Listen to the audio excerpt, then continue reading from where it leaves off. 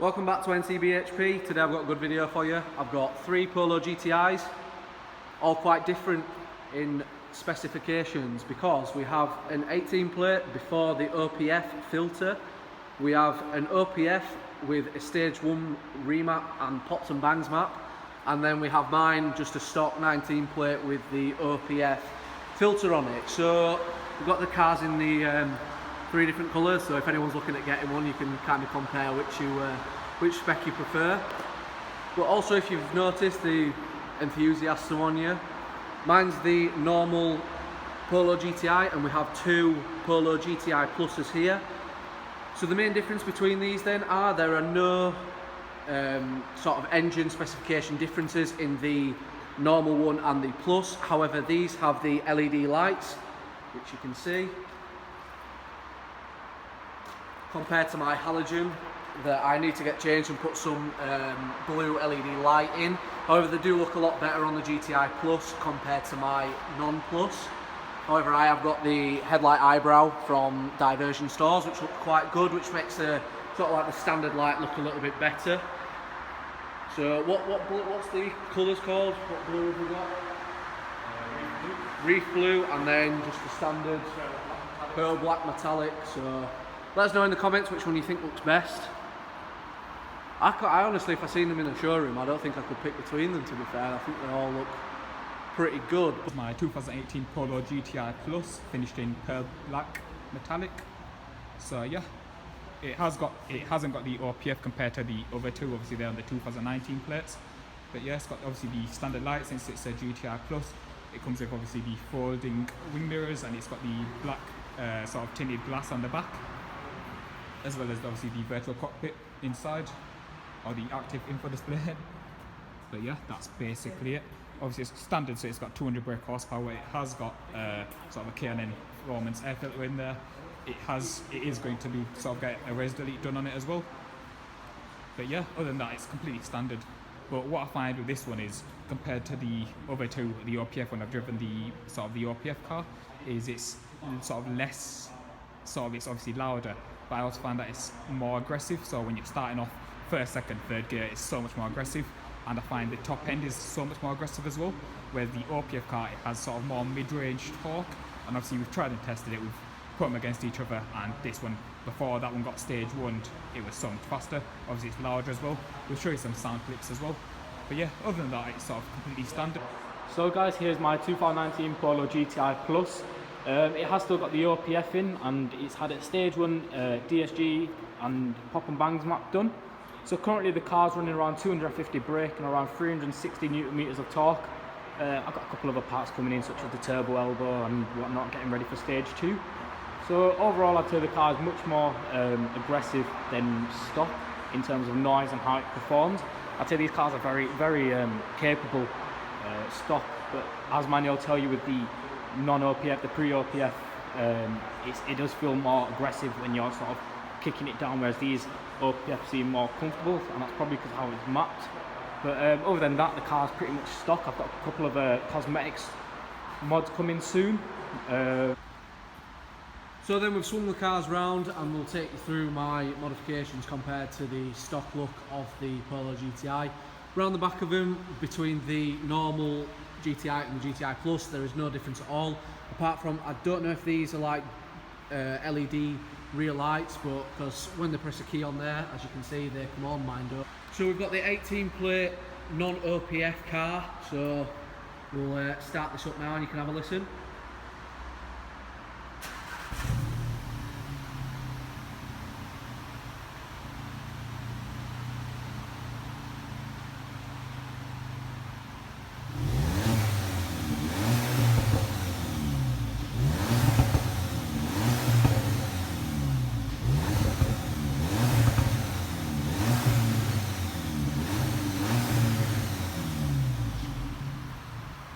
So then, when we compare it to mine in a second, that is because this is a stock car, it's no exhaust on it. There's such a difference in the pre-filter car, and also if you can see on the exhaust tips, you can see how they've sort of turned a black colour from the soot. Whereas if you've seen on mine and Viraj's car, they are a standard sort of like silver colour. So it does make a lot of a difference having the filter on it, but the sound that you lose from having it on compared to this literally sounds like it sort of had like a pops and bands map. Like, these two cars sound pretty similar. However, this one probably does sound a little bit better with it being a remapped car with the pops and bangs map. But it is something I want to look at getting done on mine, because I actually can't believe the difference in this car and this car, and the sound that you lose from having a filter.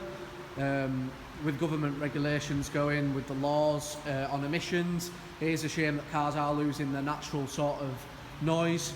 The best thing probably for me to do is put in a Miltech exhaust system on it. Therefore I don't lose my warranty on the car, I only lose the exhaust warranty, which obviously, fingers crossed, touch wood, it's not going to go too wrong. And it's like 600 quid, whereas if I was to get it remapped and stuff like that, I would lose my warranty, because this car still is under warranty. It's something that Viraj has lost, but the people that did the DSG map, they give you a warranty every year, didn't they?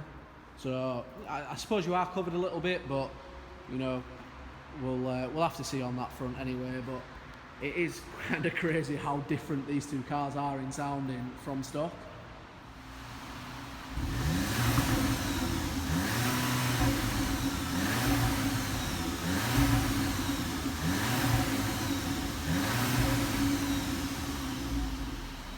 Now, to be fair, this does sound better than mine did when it was stock. You can hear a little bit of pops, a little bit of burbles and whatnot, but we'll show you the pops and bang maps. The instant, it's just so much louder on startup as well compared.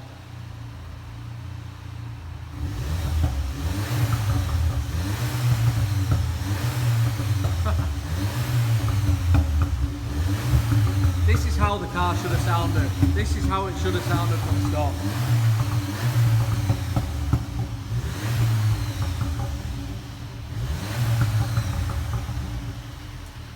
And that, lads, is how you burn 10 quid. But this car, honestly, this is what VW should have done from stock.